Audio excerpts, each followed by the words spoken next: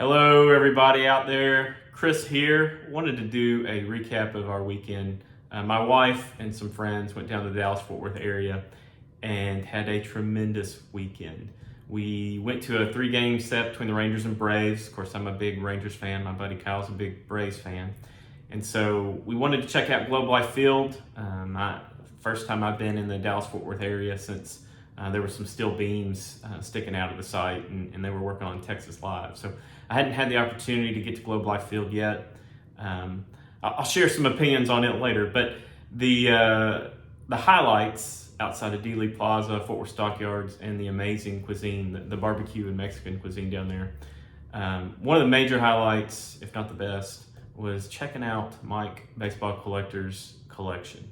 And by checking out the collection, I mean a portion of it. We were there for hours, and Mike was so great. We were a little delayed getting there. He was so patient with us, met us outside. Has a beautiful place, a tremendous room, an incredibly nice wife who is super patient, and just super welcoming of Mike's collection and collecting and hobbies.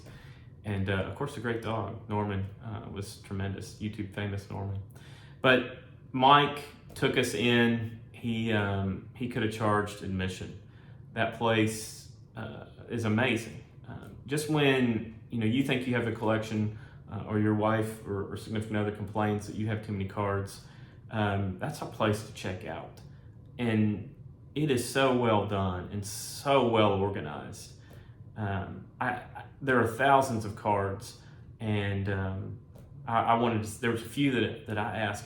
I was like, I want to see this card. Mike had it in his hand in 2 seconds. I mean, it was amazing. The work that he and his father have put into building, in particular that room, I got to say that's the most favorite room I've been in ever, and it is just so well done. Mike, he's got so much stuff, and it's all good. There is nothing in that collection that you're like, no. That's a collection that is every collector's dream. So, Mike, thank you so much for being patient with us. Thank you so much for letting us indulge, take in some of that collection. Showed out, brought out the big guns, literally. And man, there was so much. I didn't want to leave, but we were getting late into the night, and Mike had to work the next morning. And so much goodness in that collection, and so well organized and done. So, Mike, congratulations on being a tremendous collector, and what a person to put out in front of the hobby. So, thank you very much for your time and generosity. Globe Life Field, great. Been there, got the passport stamp. It felt a little cookie cutter for 2022. And what I mean by that is the field itself is nice. I like grass, I like outdoors, and there was a roof and there was actually an outdoors game. But the character wasn't there like Globe Life Park or AmeriQuest or I call it the ballpark in Arlington, frankly. But the air conditioning was nice on some of those warmer days. I will give it that. So, and luckily, my Rangers took 2 of 3. So sorry, Braves fans.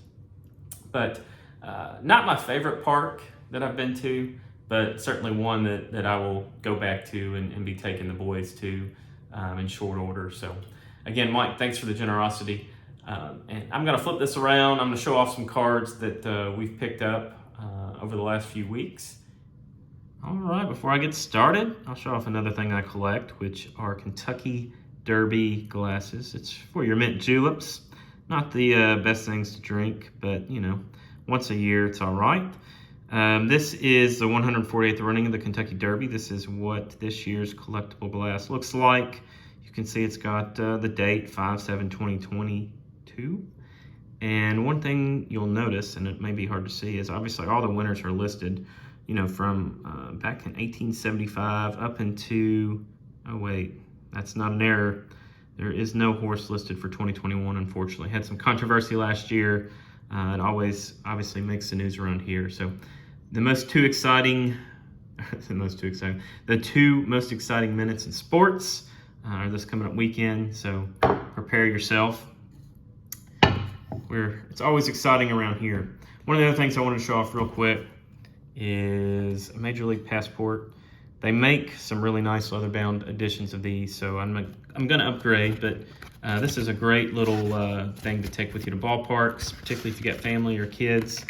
But you can take them in, they'll stamp them. You know, when you go there, you can, they're validated. Not that that really makes or breaks them, but it's kind of cool. Guest Services takes care of this stuff. I'll go in and fill all this stuff out. Went to 3 games, but I wanted this particular date because that is when Acuna made his first game or appearance at Globe Life Field against the Rangers. So, at any rate, very cool thing if you like to travel, do ballparks. I'm going to show off some cards that I've received here recently, and we're going to start with some Nolan Ryan. I showed off a couple that I'd received from my most recent haul of Nolan autographs. This is a 2012 style card. It's the 2021 Topps Transcendent. It is numbered out of 25. I'm very lucky enough to have one of them. And this is obviously a Nolan Ryan autograph, so it's done by his foundation. They put a sticker right there. And just a cool looking card. The only 2012 Topps style Nolan Ryan that I'm aware of on the market, unless someone has made one. So at any rate, very nice looking card. And follow that one up with another Topps Transcendent. This one's obviously the 2001 style. This is also numbered 23 out of 25. Beautiful Nolan Ryan autograph there on the bottom. The green, the iconic 2001, same as Ichiro's rookie, Pujols' rookie. Just tremendous looking card. And again, on the back, we've got the hologram, and a very nice, for me, part of my collection. I love Nolan Ryan, named a son after him. The next card, sticking with the 2001 Topps theme, is Rafael Palmeiro. This was a through-the-mail signing. Rafael lives still in the Dallas-Fort Worth area. So this is his 2001 Topps card. Obviously, it appears to be a spring training card just based on the uniform he's wearing. Got a pretty nice signature right here. And 3,000 hits, 500 home runs. Obviously had some issues, but I think he definitely has Hall of Fame credentials, numbers that belong in the Hall of Fame. Only time will tell what they do with him, but at any rate, this is the other one I sent. This is his 1989 Topps traded card. Love this one because it is his first Topps card as a Texas Ranger. So even though it has almost the appearance of a Tiffany card, it is not. It's just a traded set. This is the same set that the infamous, or not infamous, but the famous Griffey rookie came in. I say infamous because I think of the Project 2020 Keith Shore Griffey. But anyways, really nice signature. Mr. Palmeiro, thank you for your time. Palmeiro charges $20 an autograph. So if you look to send him, his stuff is on SCN, among other things. This was an eBay purchase, Fergie Jenkins. This is his 1977 Topps. Obviously, the card has some issues. Enabled me to get it for a pretty good deal. As you know, if you follow my channel, I don't care as much about the condition of the card. I like the artwork, and I like the fact that the player who's featured on the card saw this card, put it in his hand, and signed it.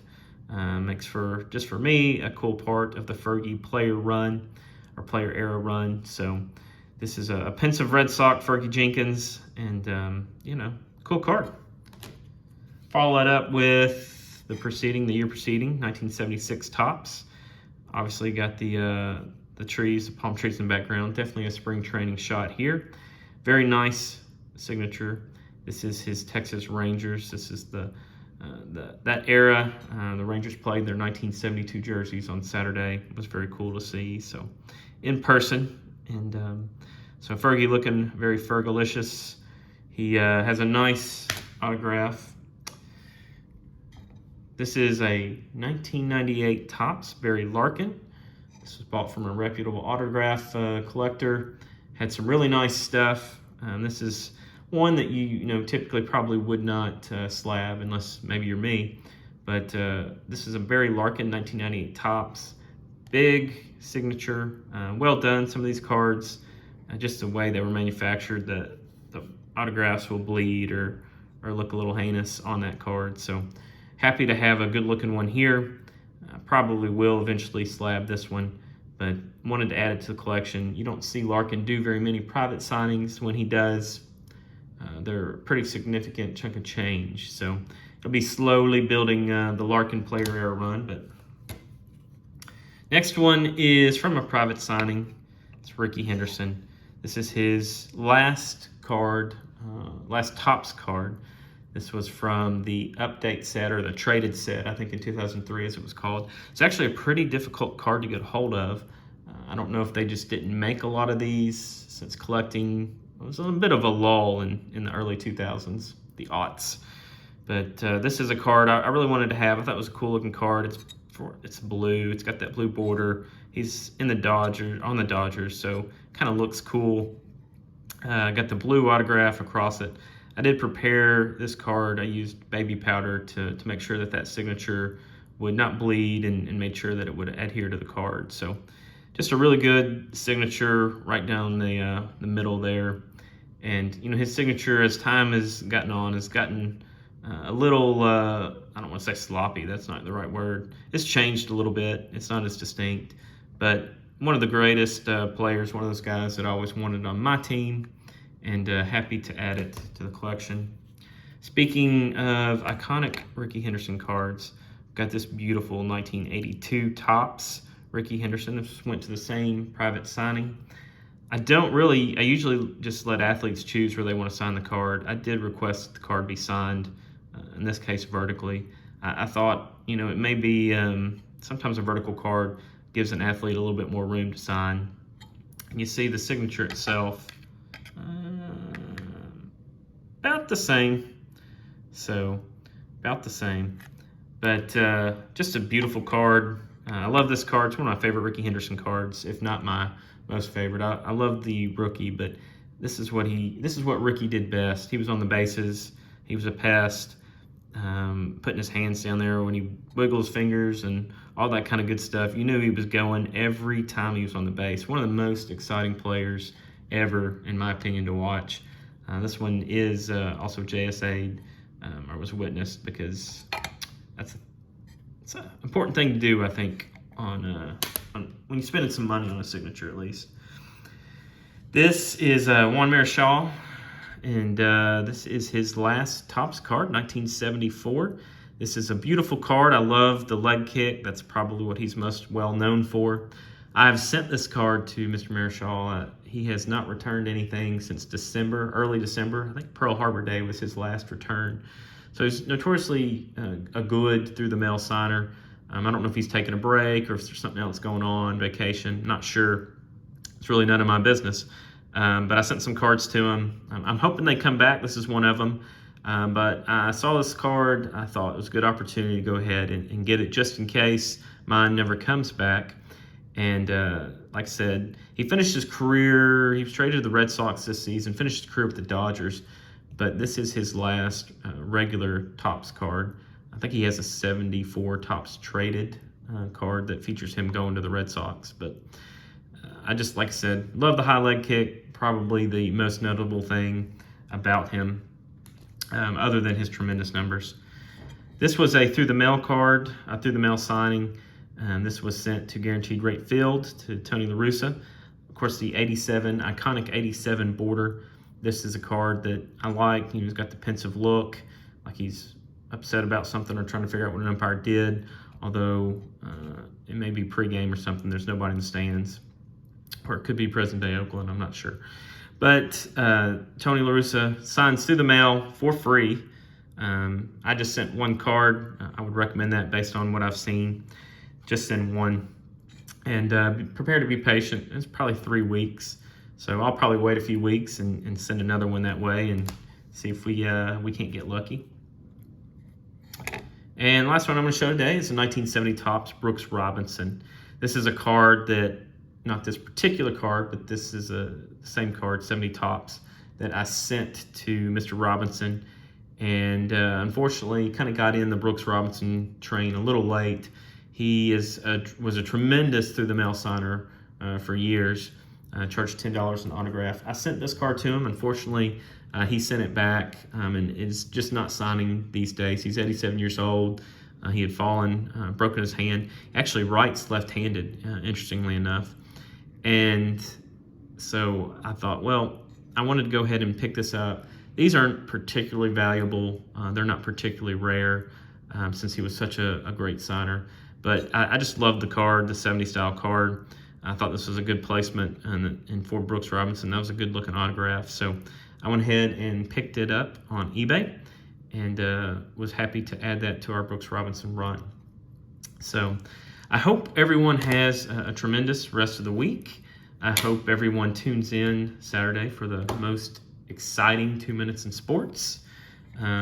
Speaking of running and going real fast and exciting, Ricky is the perfect card to look at Derby week. So everyone have a great and safe Derby. And again, Mike, thank you so much for the hospitality. We will do it again sometime. Everyone have a great week. We'll see you.